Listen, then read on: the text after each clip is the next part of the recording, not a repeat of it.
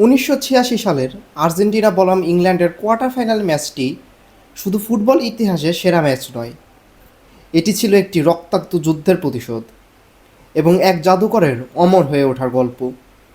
গল্পটা শুরু ফুটবল দিয়ে হয়নি, হয়েছিল যুদ্ধ দিয়ে। ম্যাচটির ঠিক ৪ বছর আগে ১৯৮২ সালে আর্জেন্টিনা ও ইংল্যান্ডের মধ্যে ফকল্যান্ড দ্বীপপুঞ্জ নিয়ে একটি বিধ্বংসী যুদ্ধ হয়।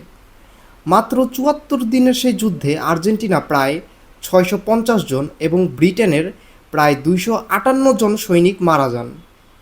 আর্জেন্টিনা এই যুদ্ধে হেরে যায় এবং তাদের দেশের মানুষের মনে ইংল্যান্ডের প্রতি চরম ক্ষোভ এবং অপমান জমে থাকে।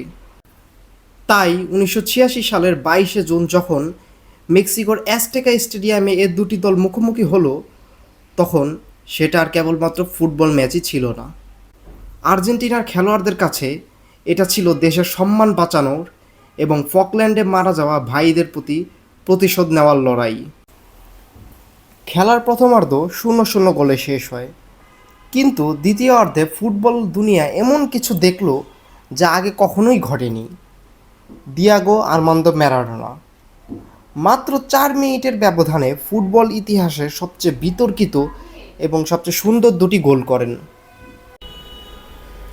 কিন্তু রেফারি হাতটি দেখতে পাননি, তিনি গোল দিয়ে দিলেন। ইংলিশ খেলোয়াড়রা ক্ষোভে ফেটে পড়লেন। ম্যাচ শেষে ম্যারাডোনাকে জিজ্ঞেস করা হলো এবং তিনি হাসি মুখে বললেন, গোলটি কিছুটা ম্যারাডোনার মাথা দিয়ে আর কিছুটা ঈশ্বরের হাত দিয়ে হয়েছে। ঈশ্বরের হাত। গোলের ঠিক ৪ মিনিট পর ম্যারাডোনা যা করলেন তা ছিল নিখাত ফুটবল জাদু। নিজেদের হাফে বল পেয়ে ম্যারাডোনা একাই দৌড় শুরু করলেন। একে একে ইংল্যান্ডের ৫ জন বিশ্বমানের খেলোয়াড়কে বোকা বানিয়ে কোমরের হালকা দোলাচলে ছিটকে ফেলে বল জড়ালেন জালে। ৬০ গজ দূর থেকে নেওয়া এই অবিশ্বাস্য ড্রিবলিং এবং দৌড়কে পরবর্তীতে ফিফা শতাব্দীর সেরা গোল হিসাবে ঘোষণা করেন। ম্যাচের শেষ দিকে ইংল্যান্ডের গ্যারি লিনেকার একটি গোল করে ব্যবধান কমালেও ততক্ষণে আর্জেন্টিনা ২-১ গোলে ম্যাচটি জিতে গিয়েছিল। আর্জেন্টিনার মানুষের কাছে এই জয়টি ছিল ফুটবল মাঠের চেয়েও অনেক বড় কিছু।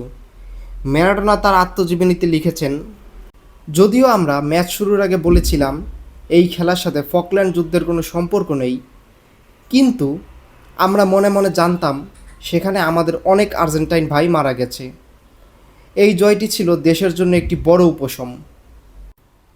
এই ম্যাচের ওপর ভর করেই আর্জেন্টিনা সে বছর বিশ্বকাপ জিতে নেয়, আর ম্যারাডোনা ফুটবল মাঠের এক মহানায়ক থেকে আর্জেন্টিনার মানুষের কাছে এক ঈশ্বরতুল্য ব্যক্তিত্বে পরিণত হন।